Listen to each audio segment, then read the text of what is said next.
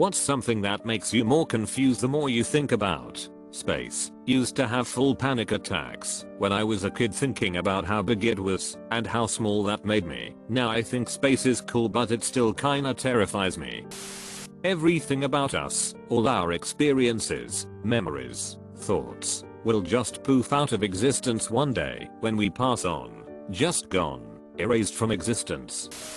Language. That you're thinking is limited to what you can express and reflect with the limited words and concept we have, and that out there are bigger, weirder concepts that we just cannot understand because we just don't have words for it. What always blows my mind is that there are hundreds of languages. Speaking is just making a collection of noises with your mouth that's able to convey your thoughts to another person. Somehow all of these different groups of humans throughout history figured this out method of making sounds to communicate, yet they all used unique sounds to say the same thing. Some use just sounds while others rely on pitch, but yet they all figured something out. Now add in written language, a way of translating those sounds into symbols, or maybe they did written before verbal. It's just insane to think of people doing that and how long it must have taken.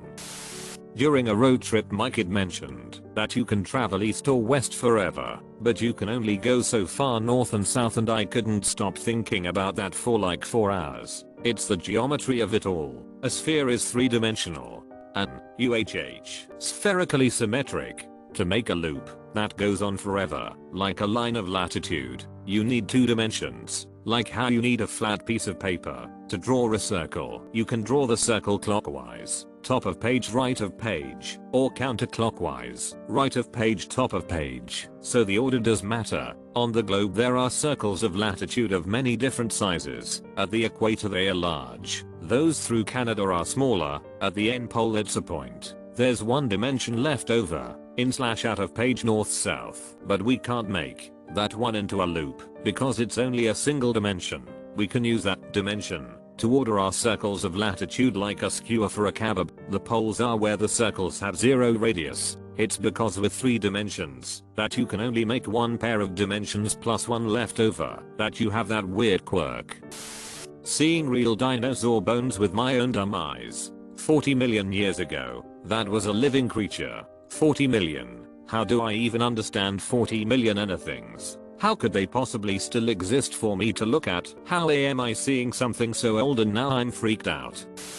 We all have 2 eyes, a nose and a mouth, but we all look different. I've always thought this. Everyone thinks I'm crazy when I bring it up, but seriously, every single person that exists or has existed looks uniquely different. We all have the same features, but the smallest differences in them all make everyone look so vastly different.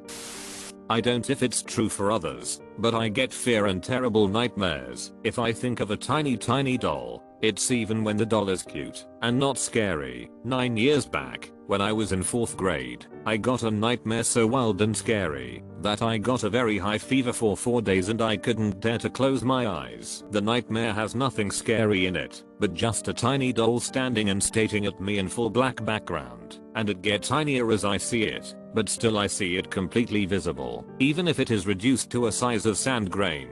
It's so scary that my hands are shaking as I'm commenting.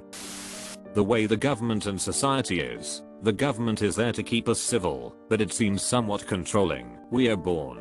We wait a few years until we can speak. We go to school for 13 years or more. If you go to university and after that, you get a job where you use that money to make sure you can survive. The laws that some countries have as well. Why did being gay become such a bad thing? Who decided that being different was something to be imprisoned or killed for? Get this, humans are not much different from animals. We should be running around, eating, living, but somehow we are sort of trapped in civilization. We basically one day decided there are people above us telling everyone what's allowed and what isn't, and we just have to follow this or get punished. Sounds stupid saying it this way, but that is the basis, and everyone is just acting like working till you are old is what your life is meant to be. You basically spend your entire life following some sort of order that people set. Go to school, go to work, pay for this and this with your time. You can be free when you are done working, when you are old. I mean, it's good that we sort of have a way for everyone to work together to create a better, healthier life for everyone, but At some point it just feels ridiculous. Humans are not meant to be trapped like this. Any other animal on the planet would go insane like this. Time, the past, the present, the future, all irrelevant when you compare even our singular lifespans in comparison to the amount of years a human race has existed, or the galaxy beyond that, or the entire universe since the Big Bang, and possibly whatever may have been before then it truly feels irrelevant. Like our small lives have meaning while we live them, yes, but in 1,000 years, who will remember you? In 10,000 years, who will even remember the greatest minds of the last 200 years, without specifically looking for information on them? In 100,000 years, will we be looked upon by our descendants as we now look upon early Homo sapiens and Neanderthals? Faceless, timeless and unknown. I think so, and that stuff kept me up at night for a long time. Light, it can be accurately described as both a particle and a wave. It also has zero mass, and yet is able to interact or bounce off of objects. Photons do not experience time or distance. From its point of view it is emitted and absorbed instantly. Time travel paradoxes. Say, you go back in time to prevent yourself from doing something. This then causes you to never get to the point of time traveling back there, which would again enable you to go back, since in this loop of time you did the thing again, and so on. Another example would be preventing your parents from meeting. Therefore you never exist, but due to you never existing, you couldn't have traveled back in time to prevent them from meeting, which then makes you exist again and so on. Pretty sure time solves itself. Like if you cause a paradox, or a severe change in the events of time, it creates a branching timeline. In addition, changes to the future will not be instantaneous, but rather a form of ripple slowly changing time as it goes. I recently had a thought process where I thought, what if changes of the past moved the same speed as time itself? Meaning if you travel to the past and change something, then travel back to the future you came from, it could possibly take the traveled time for the changes to go into effect. Hell, I'm no scientist and have pretty much zero knowledge about it, but I watch a lot of movies and the branching timeline is my favorite explanation. La Back to the Future and Hell Valley.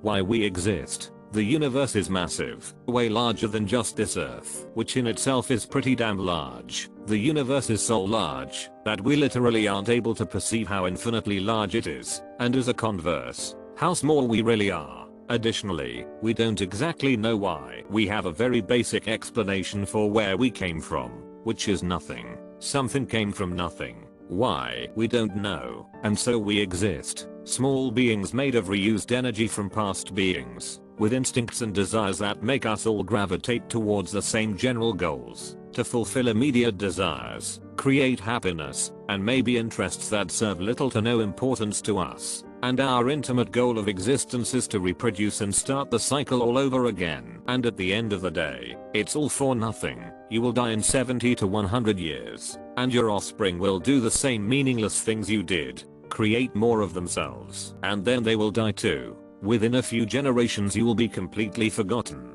Yes, even with the internet, we are not as important as we like to think we are. However, we are not really equipped to perceive that we make no impact either. So we just make up reasons for it all. Fight to hold on to whatever we have and whatever we believe in. We don't know why. We don't know what this is all for, and that's weird.